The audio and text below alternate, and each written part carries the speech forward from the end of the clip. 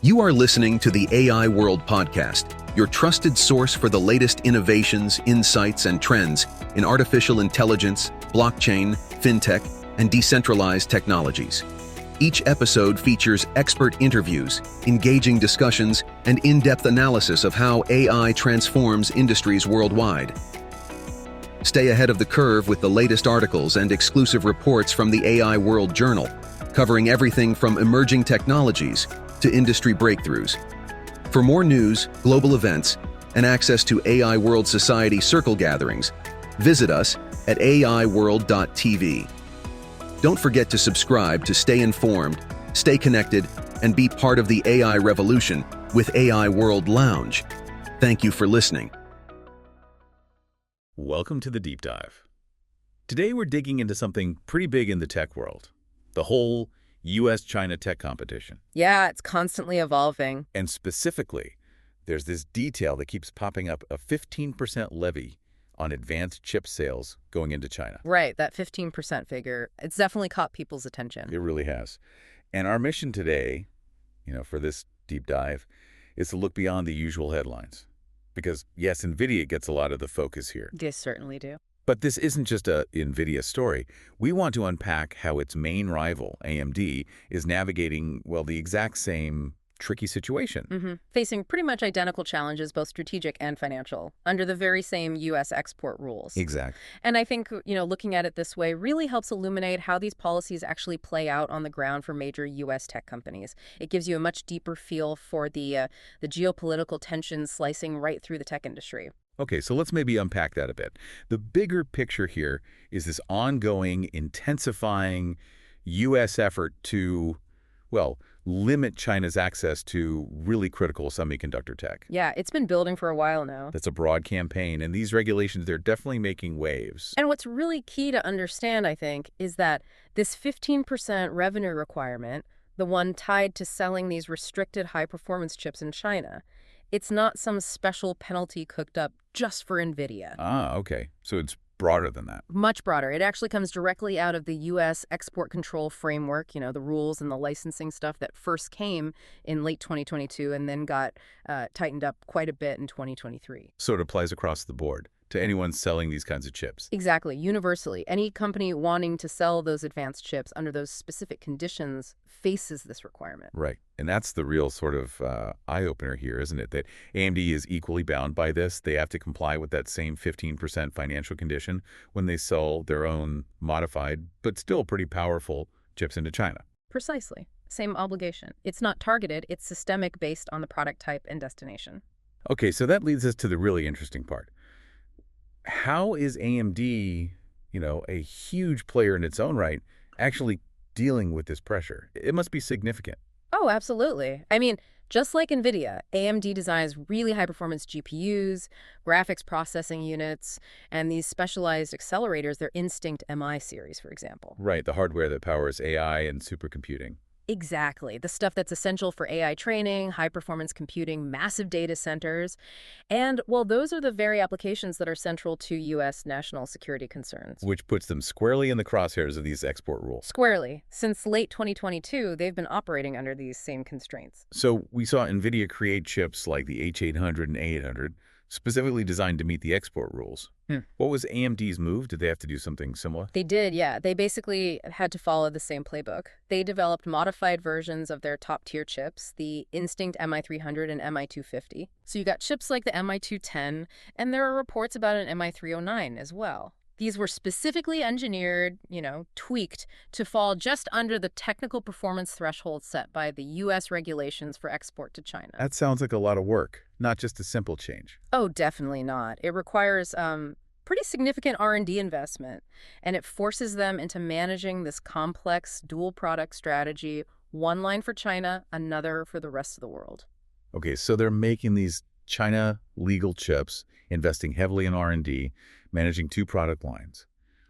What's the bottom line impact? Does that 15% levy hit their profitability directly on those China sales? It absolutely does. It's a direct financial hit, plain and simple. That 15% levy directly impacts the profitability of AMD's China sales, just like it does for Nvidia. So it's like a slice taken right off the top of that specific revenue. Essentially, yes. Think of it as a portion of the revenue from those specific chip sales that just doesn't flow through to their profits. It's almost like a mandated cost of doing business in that specific segment under these rules. So, for you listening, what's the immediate upshot of this for AMD? What's the strategic tightrope they're walking here? Well, look, China is a massive, massive market for data center and AI hardware. Huge potential. Right. Now, Nvidia has the lion's share currently, but AMD has been fighting hard for a bigger piece of that pie.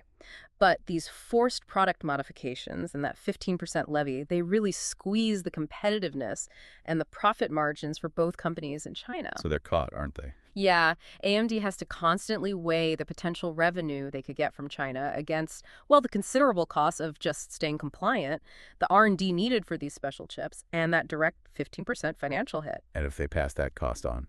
Well, if they try to pass the full 15% onto their Chinese customers, they risk pricing themselves out of the market, right? Especially against growing domestic Chinese alternatives or maybe other international suppliers who aren't subject to these specific U.S. rules. It's a real bind. That does sound incredibly challenging, and it makes you wonder, are there knock-on effects? Any unintended consequences from these restrictions impacting the whole tech landscape? Oh, absolutely. That's a really important point. These restrictions hitting both U.S. giants like this are actually acting as a major catalyst for China's own domestic semiconductor industry. Really? How so? Well, you see companies like Huawei with their Ascend AI chips, and others like Cambricon, Illivitar Core. They're getting massive investment, both from the government and private sources, specifically to develop alternatives to the U.S. chips. The restrictions are kind of creating an opening for them. Exactly. It means AMD and Nvidia, through this levy and by selling less capable chips, are, in a way, effectively helping to fund their future competitors in China. They're creating market space and incentive for these local players to step up and fill the performance gap left by the restricted U.S. products. Wow. That's quite the irony. It is. It's one of those complex, unintended outcomes of the policy. So, zooming out again, connecting this to the bigger picture. Is this story really just about Nvidia and AMD, or is it telling us something broader about the industry? I think it definitely signals something broader. The fact that AMD is caught in the exact same net really underscores that these U.S. export controls and the financial burdens that come with them are systemic pressures. They're hitting the entire U.S. high-performance computing sector. Not just isolated actions. Not at all. You have to assume other companies selling advanced chips or even the super sophisticated chip-making equipment into China are facing similar, maybe less publicized compliance costs and restrictions. It ripples through the whole supply chain. Okay, so given this environment, this constrained reality, Yeah. how does a company like AMD actually move forward? What's their strategy, their playbook look like? Well, a lot of it mirrors what Nvidia is doing, understandably. First and foremost, rigorous compliance. They have to follow these export rules meticulously to avoid potentially crippling penalties. Right, table stakes. Absolutely. Then there's ongoing product adaptation. They'll likely keep developing these China legal versions of their newest chips, trying to offer the best possible performance within the rules. Makes sense. Yeah. Managing the cost. That balancing act we talked about, absorbing some of the 15% levy hit themselves, trying to pass them on through pricing, all while staying competitive, is a constant juggle. Okay. And then a really key one, diversification. Putting more emphasis on growth in other major markets, North America, Europe, Japan, India are big ones, and also focusing on market segments maybe less impacted by these specific controls, like certain commercial or even consumer areas. Spreading the risk, basically. Exactly. And finally, like any big company in this situation, there's lobbying. Engaging with U.S. policymakers, trying to get more clarity on the rules, maybe seeking adjustments. Though honestly, the overall trend seems pretty firmly set towards tighter controls. So if we boil it down, the core tension is U.S. policy wants to slow down China's tech progress. But doing so puts significant costs burdens, and complex challenges right onto its own leading companies like AMD and Nvidia. That's the heart of it. It's an incredibly expensive and delicate balancing act for everyone involved. Yeah.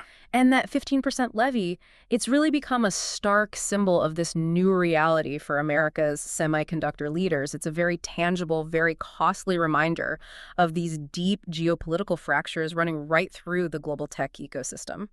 So here's something for you, the listener, to think about. As we see this global semiconductor industry kind of drifting, maybe fracturing into these competing tech blocks, what does that ultimately mean for innovation itself? Does this lead to, duplicated effort, maybe slower progress overall because there's less collaboration worldwide? Something to consider. The future of artificial intelligence is unfolding, and it's happening at AI World Week, the flagship global event for innovation, collaboration, and transformation. This flagship global AI event is designed to connect visionary leaders, trailblazing entrepreneurs, and influential thinkers to explore the endless possibilities of AI. Experience groundbreaking technology that redefines industries and inspires progress. Join thought-provoking discussions on ethical AI, digital equity, and the transformative role of technology in our world. Build meaningful connections that catalyze innovation and drive impact.